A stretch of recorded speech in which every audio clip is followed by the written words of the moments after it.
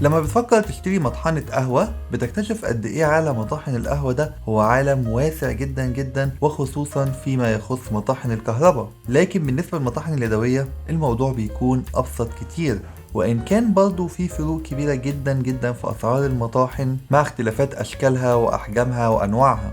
والمطحنة اللي معانا النهاردة هي مطحنة كويتو من داسن هاوس. داسن هاوس هو براند ألماني مشهور جدا وقديم جدا، ورغم ان موديل المطحنة دي تحديدا بقى قديم شويتين ومش منتشر قوي، لكن النهاردة انا جاي اكلمكم عنه لسببين. اولا عشان دي واحدة من ارخص مطاحن القهوة اللي من براند محترم زي داسن هاوس، فلما بشكل عام نفهم تفاصيل المطحنة دي اكتر نقدر نعرف اي نوع تاني لو جيت اشتريه ايه التفاصيل اللي ممكن تفرق فيه. والسبب التاني هو انك لو فكرت تشتري المطحنة دي مستعملة تكون عارف ايه مميزاتها وعيوبها قبل ما تشتريها. فاهلا وسهلا بيكم في حلقة جديدة من سولوبيديا، معاكم اسلام ويلا بينا نبدأ. مطاحن القهوة اليدوية بشكل عام هي مطاحن بسيطة جدا لكن مليانة بالتفاصيل المهمة. أي مطحنة يدوية بتكون عبارة عن بادي أو كونتينر كده تحط فيه البن من فوق، وبيكون جواها تلسين، تلس ثابت وتلس تاني متحرك بيلف مع دراع المطحنة كده عشان البن يعدي ما بين التلسين دول ويتهرس ويطحن لغاية ما يوصل للمقدار اللي أنا عايزه، فينزل تحت في الكونتينر ده في صورة بن مطحون. وبحسب المسافة بين التلسين دول اقدر اتحكم في درجة الطحن اللي انا محتاجها. واول حاجة هناخد بالنا منها كاختلافات ما بين المطاحن اليدوية وبعضها هو طبعا الحجم. دي مثلا مطحنة سعرها حوالي 300 جنيه تقريبا، مطحنة قهوة ممتازة جدا جدا بالنسبة لسعرها، لكن طبعا هناخد بالنا ان في فرق كبير في الحجم وفرق كمان في طول الدراع. والفرق في حجم المطحنة نفسها مش بيفرق غير في كمية البن اللي اقدر احطها واطحنها في نفس الوقت. هنا اكيد الكمية دي بتكون قليلة جدا، يدوب على قد دبل شوت او حوالي 18 جرام قهوة، لكن هنا الكمية اكتر بكتير جدا، وده واضح طبعا من فرق الحجم. وفي رأيي ده مش فرق مهم جدا، لكن واحد من الفروق المهمة فعلا هو سهولة الطحن بالمطاحن دي.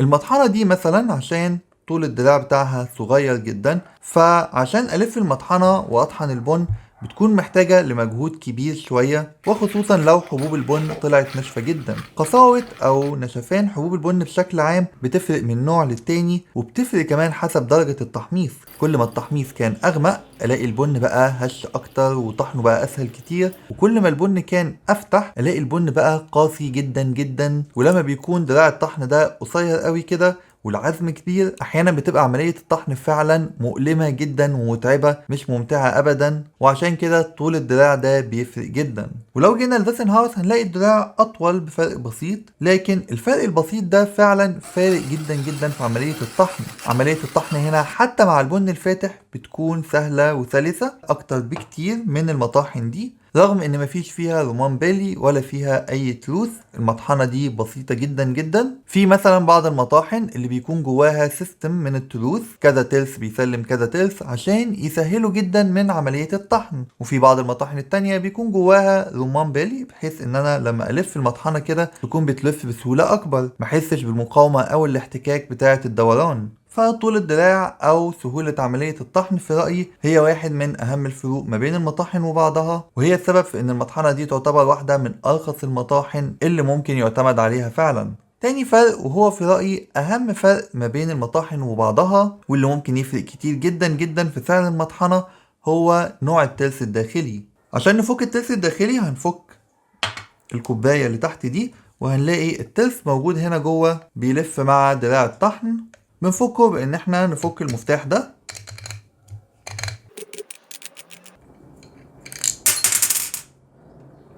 ده المفتاح اللي رابط الترس في مكانه. وهنلاقي هنا الترسين بتوع المطحنة، ترس مخروطي بيدخل جوه ترس تاني برضه مخروطي، وهما دول الترسين اللي بيعدي من خلالهم البن عشان يطحن. نوع وحجم الترس ده بيفرق جدا في عملية الطحن وفي عمر المطحنة، وبيفرق كمان في مدى تجانس الطحنة بتاعة البن. فأولا هنلاقي ان التروس هنا مصنوعة من الستانلس ستيل، مش من المعدن مش من الحديد، لا ستانلس ستيل فعلا، فهي تروس شارب جدا وقوية ورغم ان المطحنة دي بتستخدم بقالها كتير جدا وعليها بعض علامات البري الخفيفة، لكن لازالت التروس هنا شارب وحادة جدا وبتخلي نتائج الطحن ممتازة جدا. الترس الكبير هنا حجمه حوالي 4 سنتيمتر تقريبا او اقل حاجة بسيطة، وكل ما الترس بيكون اكبر شوية كل ما كانت كمية البن اللي بيقدر ياخدها الترس ويطحنها في نفس الوقت اكبر شوية، وبالتالي عملية الطحن تكون اسرع. لكن طبعا ده بيخلي اللود او المجهود اللي على ايدك هنا يكون اكبر بكتير. عشان كده المطاحن اللي تروسها اكبر بيكون في انظمة ليها عشان تخفف شوية من حمل ايدك على الطحن، زي ما قلنا باستخدام التروس وحاجات زي كده، وممكن كمان مع تطويل ذراع البن عشان تبقى عملية الطحن اسهل واسرع. لو قارنا الترس ده بالترس الموجود في المطحنة دي هنفكه بنفس الطريقة، وهنلاقي ده شكل الترس الداخلي في المطحنة دي. الترس ده تقريبا في نفس حجم الترس التاني بتاع داسن هاوس، لكن هو هنا مصنوع من السيراميك. تروس السيراميك دي برضو بتكون قوية جدا جدا وبتديني طحنة متجانسة وممتازة جدا، لكن بتتبري بسرعة مع الوقت وبتحتاج انك تغيرها كل فترة حسب استخدامك. واحب اقول لكم عموما ان استهلاك المطحنة دي كان اقل بكتير من استهلاك المطحنة دي، لكن هناخد بالنا قد ايه هنا الترس بقى مبري وبقى ناعم شوية عن الترس ده، وكل ده بيخلي عملية الطحن تبقى اصعب واصعب مع الوقت. الترس الستانلس هنا يعتبر هو اغلى قطعة موجودة في المطحنة دي، بينما الترس السيراميك ده بيكون رخيص جدا ومش مكلف، وهو بالظبط شبه التروس الموجودة في مطاحن التوابل اليدوية زي مطحنة الفلفل الأسود مثلا. عشان كده منطقي جدا إن احنا نلاقي النوع ده من التروس في المطاحن الرخيصة اللي زي كده. هنلاقي برضو الترس التاني اللي موجود جوه نفس شكل الترس اللي موجود هنا، لكن برضو مصنوع من السيراميك وبيكون ثابت جوه المطحنة.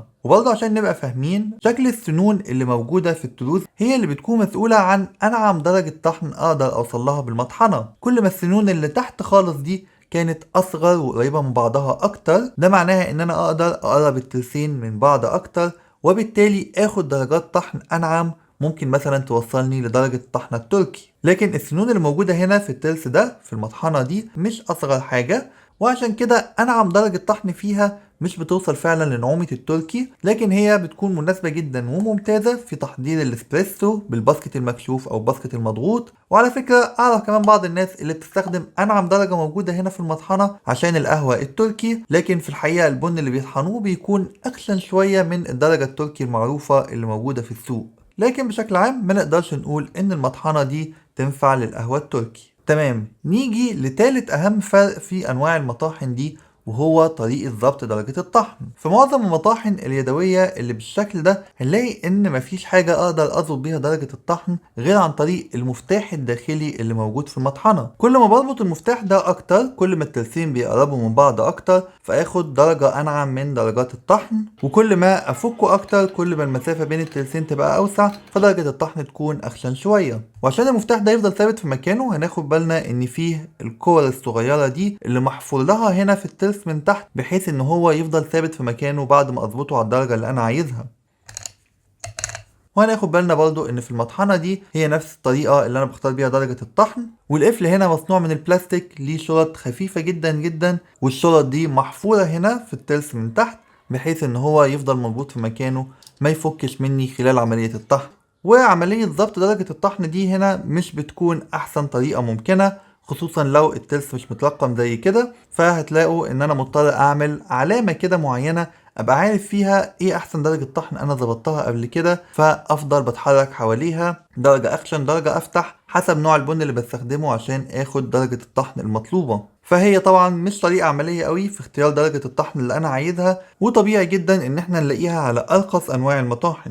هنلاقي مثلا بعض انواع المطاحن التانية بيكون فيها بكرة هنا من بره اقدر بيها على طول اختار درجة الطحن اللي انا عايزها، وغالبا كمان بتكون مترقمة فبتسهل عليا جدا ان انا اغير درجات الطحن كل شوية وابقى عارف بالظبط ايه الدرجة المناسبة للاسبريسو، ايه الدرجة المناسبة للكولد برو، وهكذا. تمام، واحدة برضو من الحاجات المهمة جدا جدا في المطاحن اليدوية هو طريقة تثبيت المحور ده وطريقة تثبيت التروس الداخلية في جسم المطحنة. هناخد بالنا ان في المطحنة دي في زي نجمة كده من البلاستيك، والنجمة دي هي اللي مثبتة المحور ده جوه، والمحور ده هو اللي بيكون مثبت فيه الترس الداخلي. ولو بصينا من الناحية التانية هنلاقي ان حتى الترس الخارجي اللي هو ثابت جوه المطحنة برضه متثبت في جسم المطحنة عن طريق بادي من البلاستيك. مشكلة البادي البلاستيك ان هو عموما بيكون فيه نسبة مرونة ولو بسيطة، ونسبة المرونة دي بتخلي حبوب البن لو قاسية جدا تقدر ان هي وهي بتطحن تزق الترس يمين شوية شمال شوية، فتطلع درجات الطحن مش متجانسة قوي او مش مثالية في التجانس. ونفس الكلام هلاقي ان المطحنة دي لانها واحدة من ارخص المطاحن اليدوية رغم انها من براند محترم جدا، لكن برضه طريقة تثبيتها من جوه هي في نجمة من البلاستيك بالنسبة للمحور اللي في النص، وهنلاقي كمان الترس الخارجي هنا برضه متثبت في جسم مطحنة من البلاستيك. لكن في بعض انواع المطاحن اللي اغلى من كده هنلاقي النجمة دي بتكون من المعدن، وهنلاقي التروس كلها بتكون متثبتة كويس جدا في بادي مصنوع من المعدن عشان نسبة حركة الترس تكون أقل بكتير جدا، فأقدر أخد نتائج مثالية أكتر في التجانس. لكن برضو أقدر أقول إن المطحنتين دول بيدوني نسبة تجانس ممتازة جدا جدا ومناسبة جدا لكل أنواع القهوة. وبما اننا اتكلمنا على البادي البلاستيك، فواحد في الحقيقة من عيوب المطحنة دي هو ان الجزء البلاستيك تحت اللي بيتربط فيه الكوباية دي هو كمان برضو مصنوع من البلاستيك، فالبن اللي متكون هنا بيبدأ مع ربطة الكوباية دي اللي مصنوعة من الازاز ان هو يكسر في الجزء البلاستيك الداخلي ده، فما بقتش السنان دي كاملة، وبقت عملية ربط الكوباية دي وقفلها مش احسن حاجة. ورغم ان المطحنة دي ارخص بكتير، لكن هنلاقي ان الجزء اللي بتتربط فيه الكوباية هي هنا كوباية من البلاستيك مش من الازاز، لكن الجزء اللي بتتربط فيه هو جزء محفور في البادي نفسه من المعدن برضه، فما بيحصلوش اي حاجة خالص. لكن طبعا اللي ممكن بعد كده يحصل له حاجة لو انا مهتمتش بتنظيف المطحنة هو ان السنان البلاستيك اللي هنا هي اللي تتكسر مع الوقت. ففي كل الاحوال انا محتاج ان انا احافظ على نظافة المطحنة بتاعتي ايا كان نوعها وايا كان مواصفاتها، عشان كمان احافظ اكتر على عمر المطحنة واخد منها دايما احسن نتائج ممكنة من البن المطحون. برضو بالمناسبة الدراع هنا بتاع المطحنة دي بيركب هنا عن طريق جزء من البلاستيك، فالجزء البلاستيك ده كان المفروض انه بيثبت في الغطا ده، وللأسف اتكسر مني اجزاء منه، فبقيت بضطر احط الغطا حط كده وبعد كده اركب الدراع ده عشان اعرف استخدم المطحنة. كمان برضو المقبض اللي موجود هنا هو عبارة عن مسمار وصامولة مربوطين جوه بعض، فمع الوقت بقى المسمار والصامولة دول سايبين شوية، بقيت وانا بطحن كده بيفضلوا يفكوا من ايدي، فكل مرة بفضل اربطهم جامد جدا عشان اعرف استخدم المطحنة، على عكس مثلا ان هنا الجزء ده من الخشب فما بيتفكش ابدا بسهولة، وعملية الطحن بتكون اسهل وسلسة اكتر بكتير. كمان هناخد بالنا ان الدراع ده كله عبارة عن قطعة واحدة بس، ما بيطبقش وبيخليها مش سهل قوي مثلا ان انت تحطها في شنطة صغيرة وتاخدها معاك، والتصميم ده في الحقيقة بيخلي عملية الطحن اسهل بكتير وعملي جدا حتى لو كان البن ناشف شوية. مع حجم المطحنة الكبير ومسكتها السهلة في ايدي فانت مش هتحس ابدا ان عملية الطحن هتكون مزعجة، رغم انها في الحقيقة برضو محتاجة شوية مجهود بدني، لكن ده جزء من التجربة وجزء من متعة عملية تحضير القهوة. وبس كده، دي كانت كل التفاصيل والعيوب المميزات الموجودة في المطحنة دي. لو عندكم أي أسئلة بخصوصها أو بخصوص المطاحن اليدوية عموما اكتبولي في الكومنتس وهجاوب عليكم بإذن الله. ولو عجبتكم الحلقة فما تنسوش اللايك والشير وسبسكرايب في القناة عشان توصل لكم كل الفيديوهات الجديدة، واشوفكم في فيديو جديد. سلام.